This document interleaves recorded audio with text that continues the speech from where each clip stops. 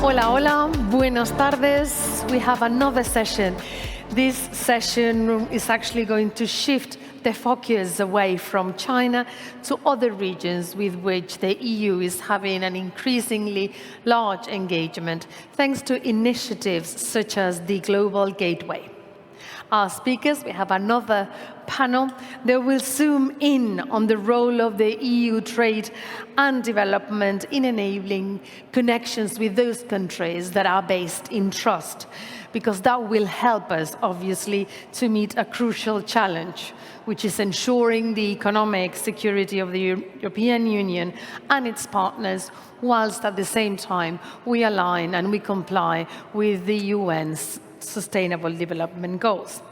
This session, as you very well know, is called Building Resilience Through Sustainable and Trusted Connections, and it will be moderated by Antonio Andreoni, who is here with us, Professor of Development Economics of the Department of Economics of SOAS University of London. So, Antonio, if you want to come with us, we will give you, in exchange, a round of applause for your moderation and presentation. Come on, let's give him a round of applause, as promised. And now we're going to call all your panelists, who are Elina Kamenitzer, Christoph Yvetot, and Giampiero Nacci, if I got that right.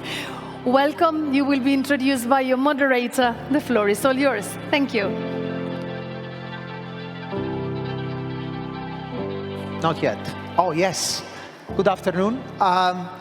I feel we are in the perfect position now to keep this conversation going after the previous panel. And I'm very pleased we have three great speakers which will be giving us lots of insights about, in practice, what actually institutions are doing in this important space. This session is really about building resilience and building sustainable and trusted new cooperation and connection across the globe. Before we start, let me just set the scene, and then I will introduce our speaker through the discussion.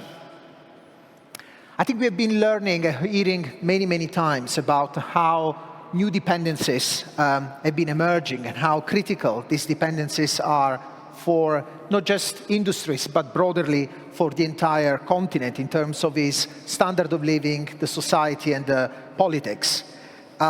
We have learned that in areas, critical areas, that really intersect lots of the ambitions of the European Union, if we think about digitalization, green, the digital twin, actually Europe is increasingly dependent. And to a certain extent, we have learned that very clearly from recent crises. If we think about the discussion around the chips manufacturing and how many sectors have lost their competitiveness or have been badly affected, automotive, medical device, equipment, from the fact that we were unable to supply the required amounts of these critical components. We also learned that upstream in the industries, the dependence on raw materials has been increasing. 80% of all the raw materials are actually imported, and in some cases, few countries have the capacity to control not just upstream, but also midstream processing activities around critical minerals like gallium, germanium, and others, which can threaten, actually, our industry and the capacity to be competitive. And we also learned that there is lots of uncertainty still. Lots of the technologies we are talking about are still developing and are still, in a sense, challenging business models, the scalability and financing of these activities. And of course, lots of these minerals are relevant, not just for traditional sectors, but also for the new sectors that are central for the green transition. If we think about renewables and not just in terms of generating green energy, upscaling solar, wind capacity, but also decarbonizing energy-intensive industries. There has been a discussion around how an increasing interest around how green hydrogen offers opportunities for energy-intensive industries and how the CO2 emission is extremely concentrated in few industries. Roughly 50% of all the industrial emissions come from three sectors: steel and aluminium, and cement and chemicals. So actually addressing this energy-intensive industry require very targeted intervention. Now, when we look at these issues, of course, there has been lots of discussion around how the EU can rebuild some form of strategic autonomy within an openness kind of framework approach. And here the question becomes, what kind of openness and what kind of relationship and strategic relationship and partnership the European Union wants to put in place in order to address these dependencies and turn these dependencies is an opportunity to actually not only retain capacity in Europe, but also to address the ambition of many emerging economies to transform, to industrialize themselves. Over the summer, we have been seeing a number of memorandum of understandings that the European Union has signed with key players. If we think about Chile or Argentina, if we think about lithium or other kind of raw materials, and there has been an engagement with a number of African countries, especially through the integration of strategic corridors, so the building up of critical infrastructures for actually building market and industries. And of course, we've been seeing also partnership in the digital space with East Asian countries where these technologies have developed in very strong hubs.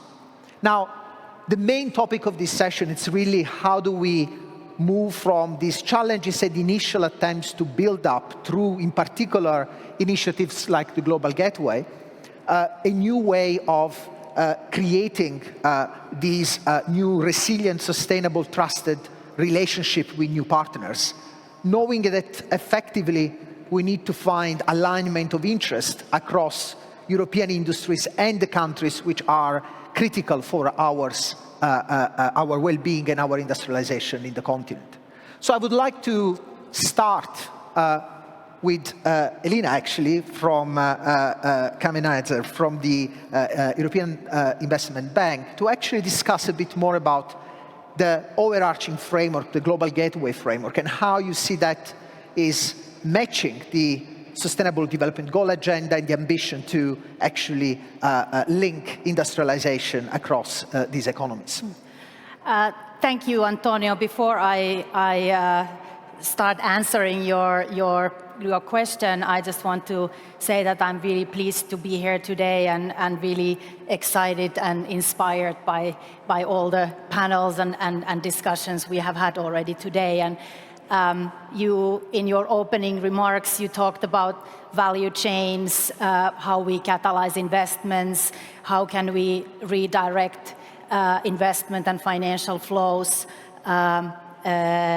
to developing countries and sort of take also in support of the European industry going forward. And I would like to start by saying that I think when we support local, we need to still think global, right? And with that, I would like to make maybe 3 points. First, a bit of setting the scene and zooming out, as you said, to say a few words about the Global Gateway initiative, and then try to answer the question how this policy initiative, which is the lighthouse initiative for the European Union, could catalyze further investment and help the Europe to connect and build partnerships with the Global South in particular. And then finally, some words about the EIB's, the EU banks' role in implementing or spearheading the implementation of the Global Gateway. So the Global Gateway initiative, as I said, is the lighthouse initiative for the European Union for action for outside the EU, for the neighboring countries and the Global South. First, it's about investment. There is an ambition through the Global Gateway initiative and the different instruments and avenues for its implementation to mobilize 300 billion worth of investment over the coming years until the 2027. So it's about investing. but it is also a policy initiative. So there are certain policy areas that will be in focus. 5 of them: digitalization, climate and energy transition, transport, but also health and education and research. So not only building the enabling sustainable infrastructure, but also focusing on skills and social development.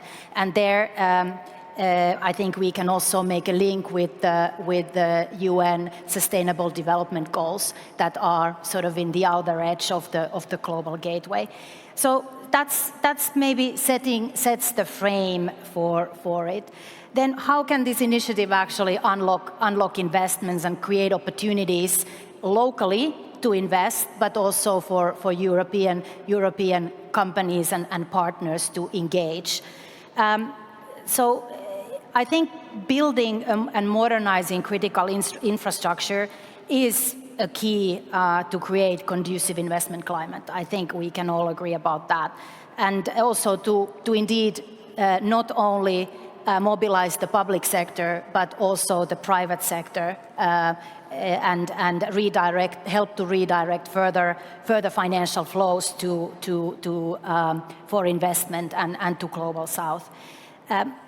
Conversely, I think with this enabling infrastructure, increased digital connectivity, reliable and secure energy infrastructure, transport corridors, and investment in partnerships, it would be very difficult to forge actually the capital flows to go to these regions.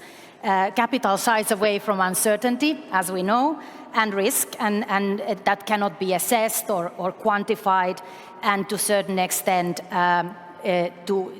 to mitigate. So the weak enabling infrastructure really is an impediment for investment, and I think that kind of underpins the goals of the global gateway to create a better playing field for investment to flourish.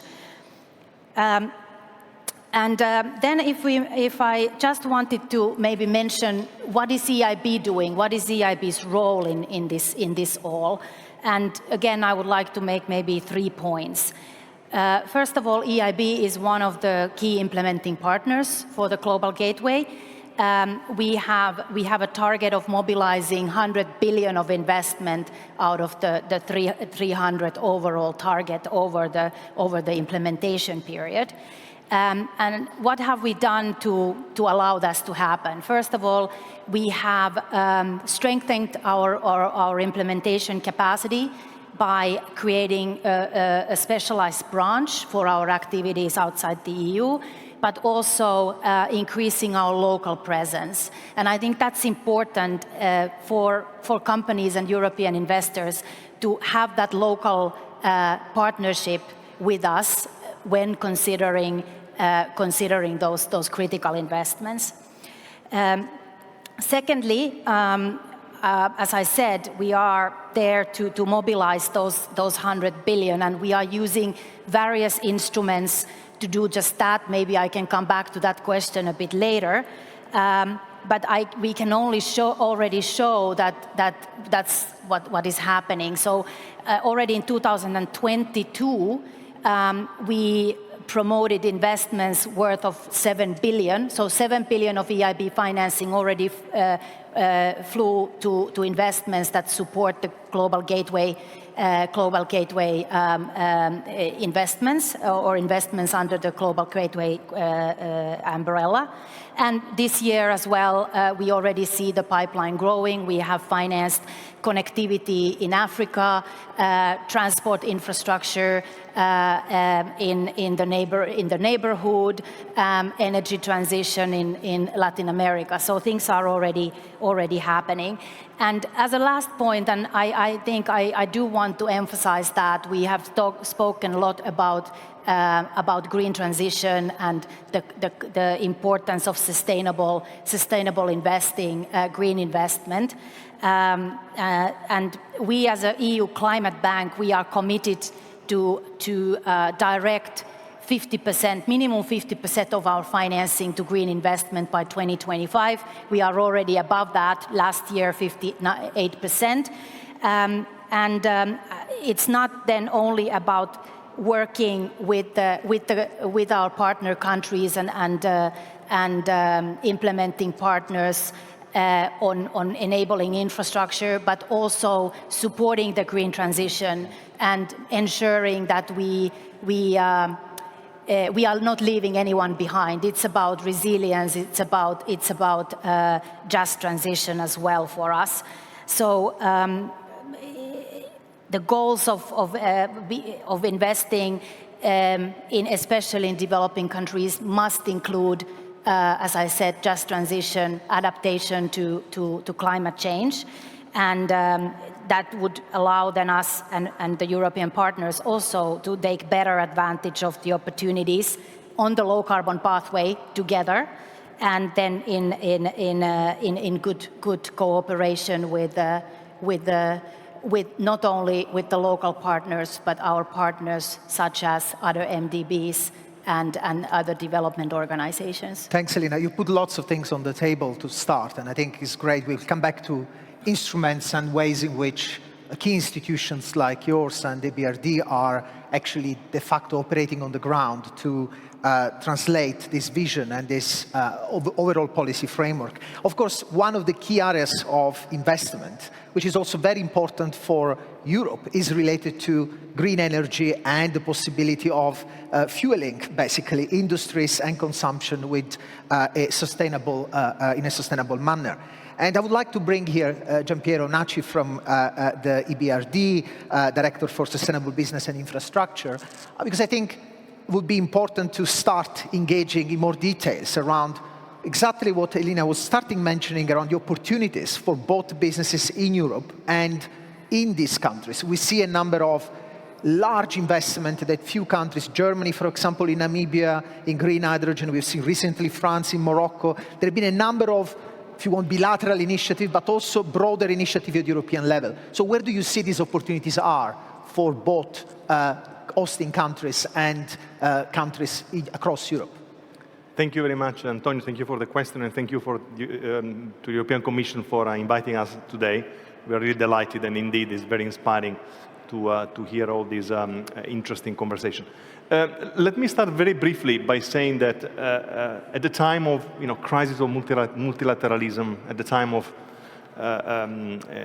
where we see major geopolitical fault lines emerging across the world, but also in the context of the climate and nature emergency, initiatives like the Global Gateway are not only sort of welcome, but are necessary in the context of creating a better connectivity and enhancing better trade flows between countries. At EBRD, we are extremely grateful to be part of this initiative because we feel that we have a natural role to play. We operate in Eastern Europe, we operate in Asia, we operate in Africa, and so we are really there to promote regional markets and international markets in the context of this region. It's also very important because we believe in the role of the private sector. We believe in open and transparent markets. So enhanced connectivity is an enabler of all of this. Going back to your question, in terms of the opportunities, I may state the obvious, but clear when it comes to the EU member states, there is a clear driver linked to the access to competitive green products and materials and resources. So this is very important, not only to better allocate risks and cost in a more regional global environment, but also very much because it helps the evolution of the industrial sector in the EU. Another important dimension is the creation of more established and more integrated supply chains. Talking from the financial perspective, from the financial sector, we are looking more and more into the risk associated to value chains. And we need to have better access to information, better access to data on, for example, environmental footprint of products and services. And so clearly, an initiative like Global Gateway is an enabler, is a facilitator of this flow of information and data.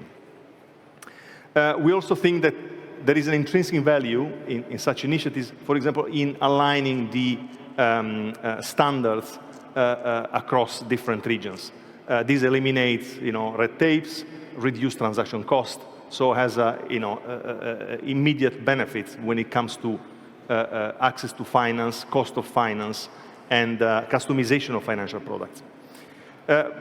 Finally, last but not least, there is also an element of reduced risk and reduced vulnerability across value chains. So this point of risk diversification is very critical for the European industry, for the countries that are exporters towards the EU.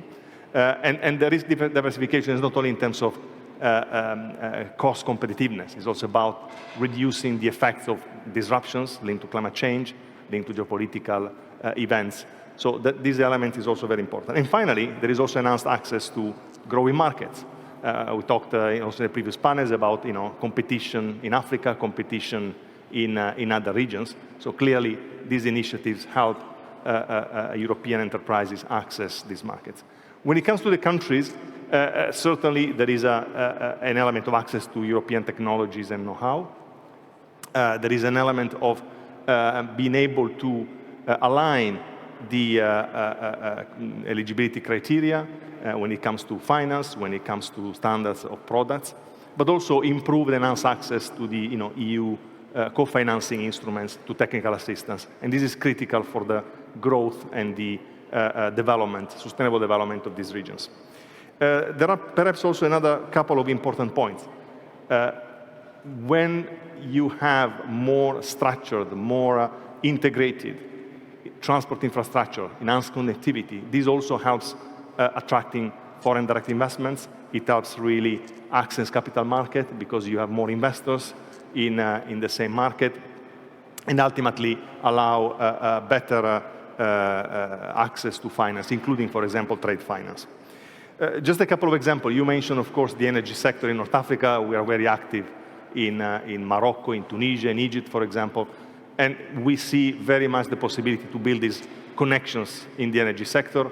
Our analysis show that producing green hydrogen in these countries is typically around 30% cheaper than across the EU. So there is a degree of specialization that can be leveraged and supported. But there are many other value chains which are interesting. Also today we talked about raw materials, critical raw materials, enhancing the connectivity. For example, talking about countries where we are very active, Central Asia, countries like Kazakhstan, this is extremely important. And going forward, also looking at other regions, we are not yet active as EBRD in Sub-Saharan Africa, but we are in the next 12 to 18 months, we're going to start working in a number of countries. For example, there is the possibility to build more resilient and more competitive supply chains, for example, when it comes to agricultural commodities. And again, these transport corridors, this flow of information, this facilitation of investments and access to finance can help creating not only the possibility for exporting this product, but also to create ecosystems in these countries when it comes to services, when it comes to competencies, and also when it comes to technologies. Thanks, Gianpiero. I think you brought in a very important perspective, which is looking at really the value chain dimensions of all these issues we are discussing. With fundamentally, these are all interdependent type of sectors. And this value chain can be shaped and structured in very different ways. And here I would like to bring our colleague Christophe Itot from UNIDO, because UNIDO has been at the forefront for many years in working on issues related to not just technical cooperation, but also how to support countries who are trying to link up into this value chain and do that following parameters of sustainability and standards, which are not simply about sustainability in terms of energy, but also social sustainability and all the other parameters that are part of the Global Gateway principles, in a sense.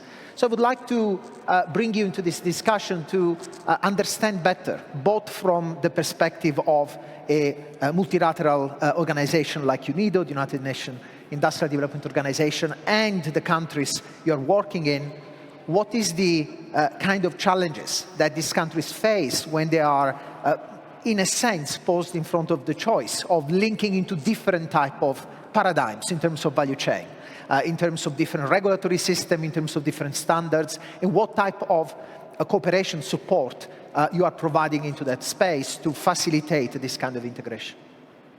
First of all, thank you. I'm very happy to be here.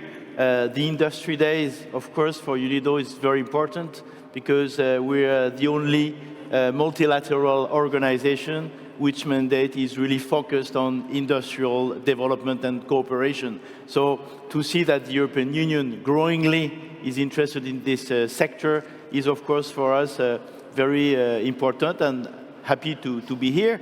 To respond to your question, I would say I have 3 points. My first point is that I've seen during the discussion some fears and the preoccupation from the European Union. But I would like to tell you that in our 172 member states, most countries feel the same. So for everyone, particularly with the COVID-19 crisis and also the Ukraine crisis, many countries have seen that disruption in the value chain put them at risk. So I was posted 5 years in Senegal before coming back to Brussels a couple of months ago, and I experienced this from West Africa. And I can tell you, people feel the same, how to have access to material, whatever it is. And that, for your own society, if you don't develop your own capacities, productive capacities, not to close yourself, but at least a minimum of productive capacities, you will not have the jobs. Because even the service sector, 2/3 of services are working for the industrial sectors. So if you don't have the job in industry, you don't have the job in services. So it's necessary. All countries face this. Now, how can we now work together? How to develop industrial cooperation? I would say co-industrialization. And it's particularly important for Europe because we're all dependent on the others. So Europe is not going to close itself. Europe needs the raw material. But what is the raw material? Now we have identified the previous discussion, some critical material, of course, for the batteries, for electronics, etc. But tomorrow, with the growing market also in Asia, every kind of agricultural product or whatever can become really at stress. So how do we work now? How countries can work? How EU can work with developing countries to create a common ground, a win-win situation. And already, UNIDO is working, has a strong relationship, cooperation with the EU to help in developing countries, helping them develop the systems that can help them add value to their own products and then trade them with the European Union according to the best standards and norms, whether social norms, whether environmental norms. And I think that's the future. And more and more countries will not accept the past way of working, that rich countries come, or rich or industrialized countries come pump their resources, but there's little value on the ground. So now what countries would like more and more is to share the value, not only selling the basic product at a low price, but they would like to add some value. With every time you add value, you need more competencies. If people have more competencies, they have a higher salary. If they have a higher salary, they become middle classes. And if you look 10 to 20 years from now, if you're supporting the countries develop their own capacity, it's a market. Because now, if you take Africa, what is the participation of Africa in the global market? It's 2.7%. How much is Singapore, which is a small island? It's 6%. Can you imagine Africa, this huge continent with 54 countries and all the resources, has not half of the trade of Singapore. So can you imagine the efforts that have to be made? And who can benefit the most doing that? The European Union, because if you look not only at the trade policy or the industrial policy or agricultural policy, but you think also of the proximity of the continent and the demography, the difference in demographies in Europe and Africa, for example, you see that through a very strong cooperation, co-industrialization, you can really make those two continents benefit. And Global Gateway, not to be too long, but to finalize with Global Gateway is a means to mobilize, I would say, public and private funding to do this transformation. So what we're advocating in UNIDO is that the Global Gateway, of course, needs to invest in infrastructure. You need roads, you need also, I've seen that in Senegal, there were no roads, so villages are isolated. With the roads, people can trade, and it develops, of course, it helps development. But really, that's a part really is really focused on the local productive capacities. And I'm happy also to inform that we have a very strong partnership with the European Investment Bank, with also EBRD, and that all together we can work together with the development part of the European Commission with grants. With those grants, we can prepare large-scale industrial projects that EIB and EBRD, who is focused more on supporting the private sector, and EIB on those investments, big investments, and others, and we can come up with a value proposition that countries, I'm sure, will lack. Okay. Thank you. I think we have put, again, quite a lot of things. We have started moving towards the instrument. But let me do a reality check. Right? The reality check is also that so far, progress in this cooperation has been very slow. There have been challenges in terms of getting, actually, all these ideas implemented and to get these business models of business value proposition that make sense and go beyond the business but look at the broader structural transformation that this country needs, including lots of European countries. So in that space, we know that at the moment, there is an ambition of 300 billion, but if we think about just last year, the entire African continent received in FDI 45 billion. Actually is half of what received previously. So the financial system is still not actually capable to address this issue. So I would like to move towards, and here we try to be, keep it to 2-3 minutes each of you, to the issue, and then we open a bit more also to the floor. What kind of instruments can be used in order to revert the situation and speed up this process that clearly has a direction, a purpose, but still find difficult to reach the volume and scale of investment and capability creation that is really required? Gianpiero, may I start with you and then go back to Elina? Thank you. It's an important question, and I have a number of examples, but I'll focus on one just for also in interest of time. We believe that this transformation needs to be looked from a system lenses.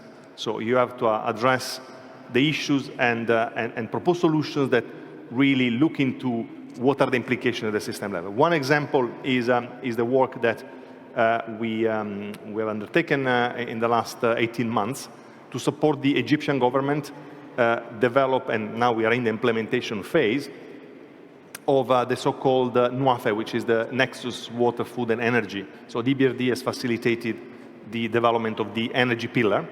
So this is an integrated program that is like a mini, just energy transition plan, but let's say is based on the hypothesis that when you address some of the bottlenecks, when it comes, related to political economy, related to investments, then the sector goes into a reversible sort of mode of facilitating investments and transforming. So this is a program that entails the closure of about 5 gigawatts of fossil fuel assets with a support program for the affected workers. It entails enhanced and accelerated investments in the grid and the electricity connections, but also, crucially, 10 gigawatts of new renewable energy capacity, mostly developed through, so let's say, through auctions, but also with a novel bilateral contractual arrangements between private parties. So this is a program that it's integrated in the sense that there is a core coordination mechanism between the local institutions, between the IFIs, but also with the private sector, with the private investors. It managed to attract a substantial amount of donors' money, both in terms of grants but also concessional loans, to address the non-revenue generating components, like the closure of the fossil fuel assets and also part of the transmission grids. But also is creating a clear sense of direction and a clear trajectory for the international investors that want to invest in the renewable energy capacity. This also has allowed this coordination, this engagement, to enhance the climate ambition of the country. So as a part of this program, Egypt has issued a new revised NDC, where actually they've anticipated by 5 years the renewable energy targets they have set in 2035. So this is just an example of how you can create an integrated platform, aligning the interests of different players, giving clear signals to the market, at the same time reducing, if you like, the transaction cost and the implementation time of the investments to take place. It's a great point around, it's not just a quantum of finance, it's really the coordination and that kind of integration of intervention that is required, which can generate a multiplier effect.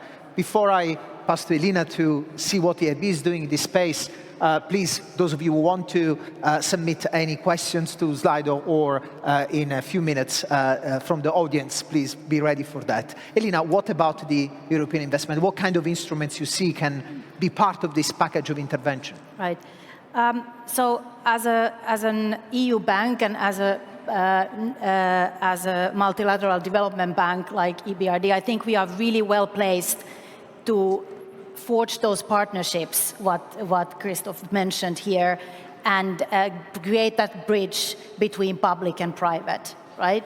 As an EIB, we very much work together with our European partners and as a part of the Team Europe, taking the policy steer from the European Commission. But what is our actual value proposition? We are building it on 3 pillars. It's about lending, so financing, blending, and advising. Right? So those are the 3 elements of our value proposition. One of the challenges that these countries and also the European investors and financial actors are facing is the risk, right? So we are in a unique position to leverage in particular the EU funds under EU mandates, notably the NDICI, so the Neighborhood Development and International Cooperation Facility for de-risking. So when we can augment our risk-taking capacity, us being investors and alongside with others, we can crowd in other actors. And we can actually deploy a wide range of financial instruments from long-term debt to project finance structures, investments through funds to accelerate. So that's about the lending, really. We use mandates, we de-risk, we are also using our own balance sheet, and we are depending on the needs of the project. So that's the financing part, in close collaboration with the European Commission. Then talking about blending, some of the projects that, in spite of the de-risking, in order to get them off the ground and develop projects that might serve as a good examples, as those lighthouse projects that would motivate other investors to come in and provoke that transformational change, they may need concessional financing. And again, relying on our partner, in particular the European Commission, but also the member states, EIB again is well-placed to blend and provide blended instruments, support these transformational projects with concessional financing alongside with the debt. So that's the blending element. And thirdly, and very importantly, I believe, it's about capacity building and advising.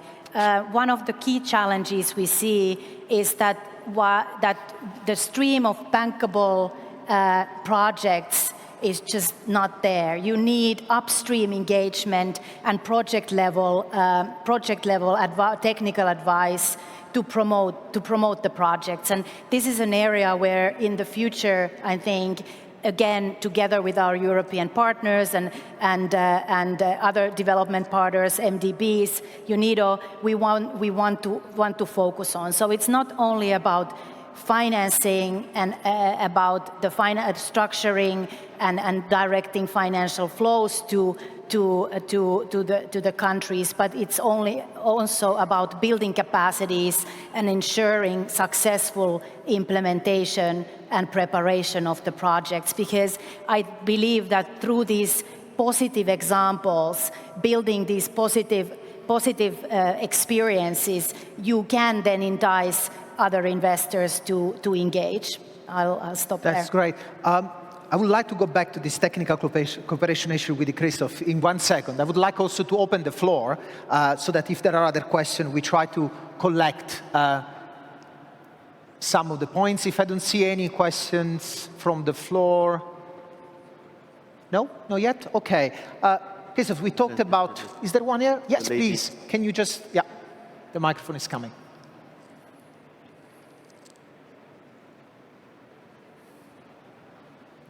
If you can introduce yourself as well, please. Yes, I'm Gartua from Techniker, Spain. I would like to assess if we are working in safe and sustainable by design materials and chemical, and I don't know to what extent it will be necessary to harmonize the criteria and quantify these concepts in terms of when you have a project that you have to decide on investment, if this type of harmonization could help to the decision of if one project could be better or not, to rank the projects in terms of viability, sustainability, or safety. Thank you so much. In fact, this question links up to the technical cooperation, feasibility analysis, and so on. Maybe, Christoph, would you like to start addressing this issue, what UNID is doing in the technical cooperation side, and in the context of understanding feasibility of investment and scaling them up? What would be your take? No, thank you. In fact, what was said is correct. You know, you can have a mini investment and wanting to do a very, very big project, but you need the appropriation also by the local government and society. So it means that you need a lot of preparation for this. And in this preparation, it's very important also to have those also align and help the government have the right norms and standards so that it can really work on a basis that is understandable by everyone. Other governments, institutions like EIB, EBRD, EU, but also the private sector or even NGOs wanting to do some investment in a country. So this is what we are trying to do is the countries are not partner countries for us, they are our member states, and we work closely with them to be able to host those big investments. And to host those big investments, you need to work at the macro level, you know, adapting policies, making also investment, I would say, incentivized and have a right framework. Then at the meso level, is really to empower local institutions to get the knowledge, whether it's environmental sustainability or human resources or many other sector, technical knowledge, etc. And at the micro level, also to support companies to be able to adapt and enforce themselves those standards and norms that are going to be their visa for exporting. And we also build the system that you have systems for monitoring, that when a country produces a certain product, it will have the visa to reach the EU market thanks to laboratories doing the tests, and that those tests are recognized in the European Union, for example. Thank you. We are running out of time, and if there is no other questions from the floor, online we have a few questions around lithium and hydrogen fuel cells, which is better, maybe Giampiero would like to take that one on the, because it's a quite big topic around fuel cells, lithium batteries, and very, very briefly on how do you think we are addressing these opportunities. And on the other hand, we have already discussed about infrastructure importance of that and the extent to which standardization and sustainability is embedded into it. I don't think I necessarily have an answer to that question, but maybe there are a couple of points. It's important to avoid getting locked in one single technology. Right. So I think it's particularly, and actually allow research and development to continue to be fostered and indicate what technology actually can have more promising application. And ultimately, if we're looking at lithium-ion batteries and hydrogen fuel cells, there is already a specialization in terms of the application. So there is, of course, an overlap and an element of competition between these technologies. But ultimately, if you look at the way the market is developing, the applications are can be quite diverse. And I think this is a very important point, that there is no bullet solutions here. We are talking about really understanding what is the most feasible in-context solution to the problems. Of course, fuel cells has been promoted in the context of industrial logistics, and in the context of chemistries of batteries, we are still seeing continuous development for different segments of market. So it's a very much evolving scenario. Some closing remarks, literally in 10 seconds. If we had to produce a value proposition for some of the countries in the Global South who have been approached and have started conversation with the EU, what kind of, in 10-second ingredient you would say is essential to make these engagements, both if you want win-win, but also speed enough, with sufficient speed to achieve the kind of change that is required? Elina, maybe you want to start. Well, that's a very interesting question, but I think it's really thinking about the business case, right? Yeah. To have the willingness to create that enabling business conducive ecosystem. And I think partnerships really are important. As mentioned, you need to see it's a win. It needs to be a win-win case for all parties. I think that's the way to go. So willingness to develop that business conducive frame and think about the business case that is a win-win for all involved. Business case, proper value proposition. Christophe. So I will repeat: co-industrialization, really strong partnership. I think people in front of you in developing countries and other partner countries, they need the same. They need to support their society, create jobs, create value on the ground. If you understand this, how to build this partnership so that you have access to the raw material or whatever, and also they see a benefit for them. And if you negotiate those real balanced partnership, this is a real, I would say, a wedding for long term. Not because you are not only getting a short advantage at short term, but you're building a long-term relationship. And I think many countries of the world are ready to build those partnerships with the EU. Of course, we know that this is more difficult to do. Even within the European Union, we have been seeing significant polarization in industrial capacity has created significant tension. So having this approach at the global level really is a big jump in terms of policy making and strategic approach. Giampiero, the last Very word. quickly on top of what, which I agree, what Elina and been said at the moment. Two additional elements. One is a serious consideration and discussion about what are the areas of comparative advantage to create the right synergies and the right connections. And the second one is also an open discussion about the applicability of standards and a degree of, and to what extent standards can take into account the local context. Thank you so much. I think we have learned a lot, and I think lots of these ideas are in the rooms, in the conversation, and we hope to see this conversation moving forward and having more equitable partnership, of course, at the center of all this initiative. I would like to invite you to join me in a round of applause to our speakers. And thanks everyone who has participated to this session.